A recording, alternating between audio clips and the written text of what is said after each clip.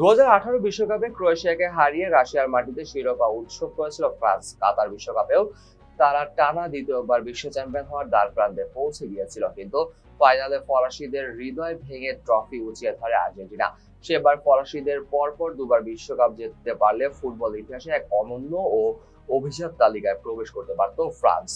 তবে ফ্রান্স যা পারেনি, এবার তা করে দেখানোর সুযোগ রয়েছে লিওনেল মেসির। আর্জেন্টিনার সামনে 2022 সালের বিশ্ব চ্যাম্পিয়নরা শিরোপা ধরে রাখার মিশনে নামবে 2026 সালের বিশ্বকাপে।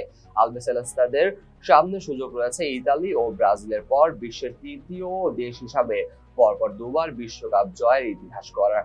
ফুটবল ইতিহাসে এখন পর্যন্ত কেবল দুটি দলই টানা বিশ্ব জয়ের কীর্তি গড়তে পেরেছে। ইতালি 1934, 1938 এবং ব্রাজিল 1958 এবং 1962 বিশ্বকাপে পরপর চ্যাম্পিয়ন হয়েছিল। কিংবদন্তি কোচ ভিক্টোরিও পেজোরোর অধীনে ইতালি 1938 সালে হাঙ্গেরিকে হারিয়ে 4-2 গোলে হারিয়ে টানা দ্বিতীয়বারের মতো ট্রফি জিতেছিল। অন্যদিকে পেলের ব্রাজিল 1958 সালের সুইডেনকে 5-2 এবং 1962 সালে চেকোস্লোভাকিয়াকে 3-1 গোলে হারিয়ে শিরোপা ধরে রাখে।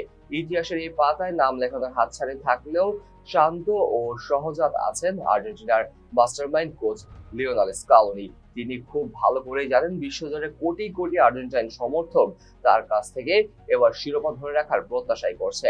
স্কালোনির সরল ভাষা যে, আমরা জানি প্রতিপক্ষরা এবার আমাদের ভিন্ন চোখে দেখবে, কারণ আমরা বর্তমান বিশ্ব চ্যাম্পিয়ন। সবচেয়ে গুরুত্বপূর্ণ হলো আমরা সেখানে লড়ার জন্য উপস্থিত থাকবো। Kazi Mohammad Arafat, page sports.